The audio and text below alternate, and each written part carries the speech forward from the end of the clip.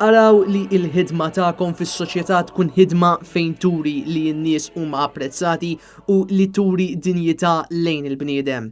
Hekk stqar l-Arċisqof ta' Malta Monsinjur Charles Scicluna waqt il-quddiesa għall-istudenti li għadhom kemm iggradwaw mill-Università ta' Malta. L-Arċisqof qal li jispera li l-esperjenza tal-istudenti mhux biss kabret il-kapaċità ta' moħħhom iżda anke il-bżonn li jħossu għal ħaddieħor għax qal li hi l-qalb li tagħmel ir-rwol tagħhom fis-soċjetà waħda tas-sew ta' ġid għall kumplament tal-poplu.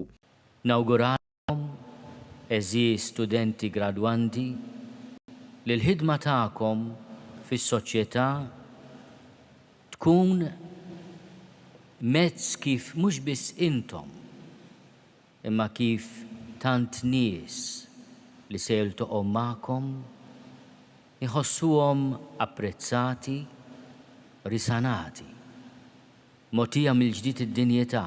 Il-kap tal-Knisja f'Malta stqar li l-flus fil-but m'għandhomx ikunu ta' priorità assoluta tal-ħidma tagħhom għax li tara tbissima fuq wiċċ il-poplu u ta' aktar valur. U rrimarka wkoll id-diffikultà li kellhom l-istudenti meta fil-perjodu tal-pandemija kellhom jeqilbu għal sistema virtwali minflok fiżika.